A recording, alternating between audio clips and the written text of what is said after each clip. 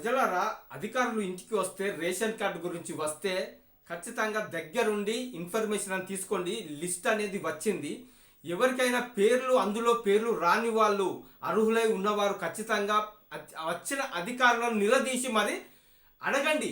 మీకెందుకు పేరు రాలేదు అనేది అడగండి. వాళ్ళ ఉద్దేశం ఏంటో ఒకసారి కనుక్కోండి. ఇప్పుడు కాకుంటే మళ్ళీ ఎప్పుడు భవిష్యత్తులో రేషన్ కార్డు వస్తుందనే ఆలోచన మాత్రం ఇక రాదు.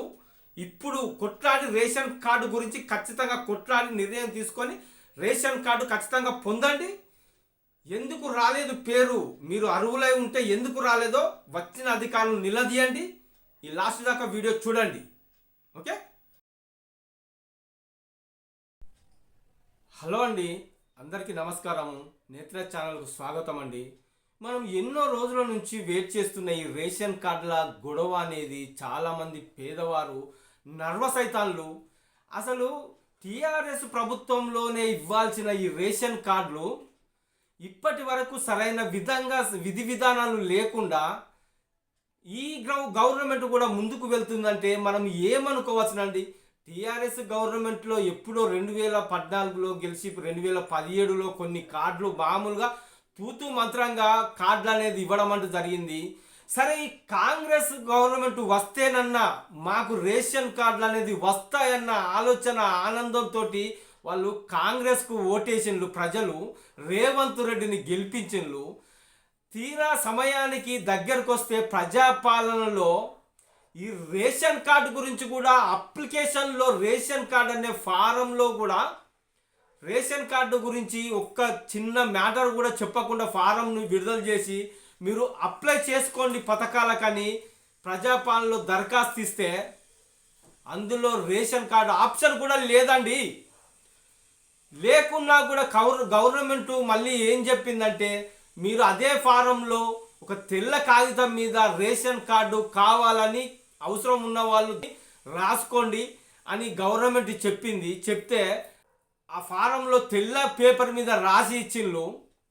అది అర్ధాంతరంగానే ఎక్కడ పోయిందో తెలియదు, ఆ ఫారాలు ఏడవైనాయో తెలియదు, ఆ ప్రజాపాలనలో ఇచ్చిన దరఖాస్తులు ఎక్కడ బుక్ అయినాయో కూడా తెలియదండి. తెలియదు, ఏడవైనాయో తెలియదు. తీరా సమయానికి సంవత్సరం గడిచింది.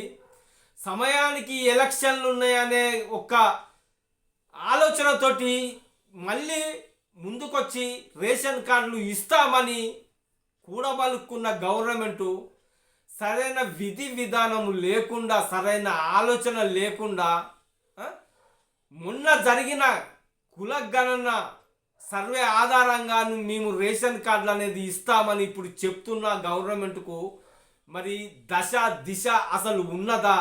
ఆ సర్వేలో అసలు సర్వే దేని గురించి చేశారు? బీసీ డిక్లరేషన్ గురించి 42% వాళ్ళకు కావాలి అనే ఉద్దేశం కొద్ది చేసిన ఈ కుల గణన సర్వే అనేది దాని గురించి కానీ ఈ రేషన్ల గురించి అయితే కాదు కదా. అక్కడ ఎన్నో 120 క్వశ్చన్లతోటి ఆన్సర్లతోటి ఒక ఆన్సర్ ఇవ్వాల్సిందిగా గవర్నమెంట్ తీసుకొచ్చిన ఆ సర్వే ఆధారంగా పట్టుకొని ఈ రేషన్ కార్డులు ఎలా ఇస్తారండి గవర్నమెంట్? అసలు దేనికోసము ఆ సర్వే చేసిందేమో ఆ ఉద్దేశం కోసం. అందులో ఇప్పుడు ప్రజలకు అప్పుడు సందిగ్ధంలో అసలు ఎటువంటి నిర్ణయాలు చెప్పాలి, ఎటువంటి ఇన్ఫర్మేషన్ ఇవ్వాలనేది చాలామంది అసలు ఏ నిర్ణయము సరిగ్గా ఇవ్వలేదు. గవర్నమెంట్ కూడా అసలు ఏమి చేస్తుందో, గెలిచి ఇన్ని రోజులు అవుతుంది, ఏదో వచ్చి దిక్కు వల్ల వ్యవహారం చేస్తుంది. మళ్ళా ఈ సర్వే ఏమి ఇవ్వాలో ఏమి ఇవ్వకూడదు అని కూడా ప్రజలు సందిగ్ధంలో సరైన ఇన్ఫర్మేషన్ అనేది ఇవ్వలేదండి. ఒక ఆప్షన్ ఇచ్చిండ్రు రేషన్ కార్డు గురించి కూడా ఈ సర్వేలో, కులగణన సర్వేలో మీకు ఉందా లేదా అనే ఆప్షన్ మాత్రమే ఇచ్చిండ్రు. అది ఉన్నవాళ్ళు ఉన్నది అని, లేని వాళ్ళు లేని అని కూడా సరిగ్గా పెట్టలేదు. పెట్టిన వాళ్ళు కూడా కరెక్ట్ ఉన్నదా లేదా అనేది కూడా వాళ్ళు సరిగ్గా ఇన్ఫర్మేషన్ ఇవ్వలేదు. ఇప్పుడు ఒక ఇంట్లో కార్డు ఉన్నట్టే ఉంటే ఆ కార్డు కింద ఇంకా చాలామంది అప్పుడు ఎప్పుడో ఇచ్చిన కార్డులు అండి. దానికి వాళ్ళకు కొడుకులకు పెళ్ళిళ్ళు అయినాయి, కోడళ్ళు వచ్చిండ్లు, బిడ్డలకు పెళ్ళిళ్ళు అయినాయి, బిడ్డలు వాళ్ళ అత్తగారింటికి వెళ్ళడం అంటూ జరిగింది. అందులో ఆ రేషన్ కార్డు ఉన్నది అని సరే పెట్టుకున్నారు అనుకో, వాళ్ళ కొడుకులకు కొడుకులు వచ్చి ఉన్నారు, బిడ్డలు వాళ్ళ కొడుకులకు పెళ్లిళ్ళు చేసి వాళ్ళకు కూడా సంతానం కలిగిన వాళ్ళు ఉన్నారు. మరి వాళ్ళ భవిష్యత్తు ఏం కావాలి? ఇప్పుడు దాని ఆధారంగా పెట్టుకుంటే అక్కడ సర్వేలో పెట్టుకున్న ప్రకారంగా రేషన్ కార్డు ఉన్నది అని వాళ్ళు పుసుకులో పెట్టుకున్నారు సపోజ్ పెట్టుకుంటే మరి వాళ్ళ ఇప్పుడు ఈ రేషన్ కార్డుల గురించి ఎంక్వైరీకి వస్తలేరట.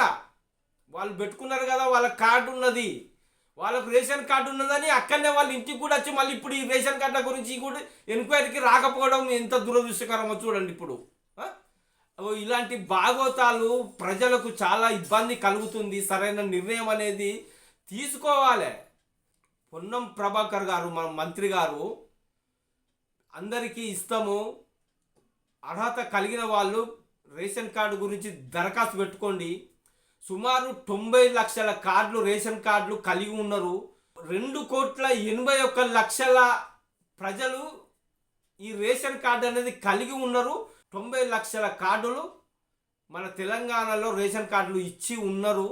అందరికీ లేని వారికి ఇప్పుడు కార్డులు ఇస్తాము. రేషన్ కార్డులు మీరు దరఖాస్తు పెట్టుకోని అవసరం లేదు. ఈ ఉన్నదాన్నే పట్టుకొని దీని విషయంలోనే ఈ సర్వేలో ఇచ్చిన రిపోర్టును పట్టుకొని మేము రేషన్ కార్డులు ఇస్తామంటే మరి అక్కడ లేని వాళ్ళు తప్పిదాలు చేసిన వాళ్ళకు కార్డు వాళ్ళకి ఎలా వస్తుంది కార్డు? ఒక్కసారి ఆలోచించండి ప్రజలారా. ఇప్పుడు దాన్నే పట్టుకొని చేసుకుంటే ఇప్పుడు ఏం ఇన్ఫర్మేషన్ ఇస్తారు వాళ్ళు? ఎవరికి ఈ ఇన్ఫర్మేషన్ ఇవ్వాలి? ఎక్కడ రేషన్ కార్డు గురించి దరఖాస్తు చేసుకోవాలి అనే ఇన్ఫర్మేషన్ లేదు.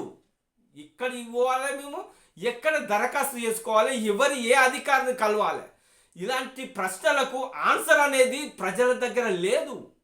వాళ్ళు ఎన్నో రోజుల నుంచి వెళ్ళి వెయిట్ చేస్తున్న కార్డు ఇక వస్తుందనే క్రమంలో ఆలోచిస్తున్న ప్రజలు ఎందుకు ఇట్లా చేస్తుంది గవర్నమెంట్ చెప్పండి ఒకసారి, ఆలోచించండి మీరే. ఇది ముమ్మాటికి కిరికిరి పంచాయిదే. కానీ రేషన్ కార్డులు ఇచ్చే ఉద్దేశం అయితే గవర్నమెంట్ దగ్గర లేదండి. రేషన్ కార్డులు ఇచ్చే ఉద్దేశం గవర్నమెంట్ దగ్గర లేదు. కేవలం ఈ ఎన్నికల కోసమే ఆడుతున్న కేవలం నాటకాలే అండి. ఎటువంటి కూడా ఈ సరైన పథకాలు అనేది కరెక్ట్గా అమలు కావు. వాస్తవానికి కావండి. ఇది చేసే ఉద్దేశం కాదు, చేసేయాలన్న ఆలోచన ఈ కాంగ్రెస్ గవర్నమెంట్ దగ్గర లేదు. ఇదండి ఇయాటి రోజు ముచ్చట. జరుగుతానే ఇప్పుడు ఎంక్వైరీకి వస్తాను. రేషన్ కార్డు ఎవరికి రావాలి, ఎవరికి కావాలని వస్తాను. కానీ ఇప్పుడు కులగణనకు సంబంధించిన దాంట్లో పెట్టుకున్నప్పుడు రేషన్ కార్డుతో పెట్టుకున్న ఇంటికి ఇప్పుడు ప్రస్తుతము వస్తలేరు, ఎంక్వైరీకి కూడా వస్తలేరు అనేది ఇప్పుడు కొత్త న్యూ అప్డేట్ అండి ఇది. మరి ఏం చేస్తారు, ఎట్లా చేస్తారు అనేది చూద్దాం. రేపటి ముచ్చట్లో మళ్ళీ తెలుసుకుందామండి. ఓకే.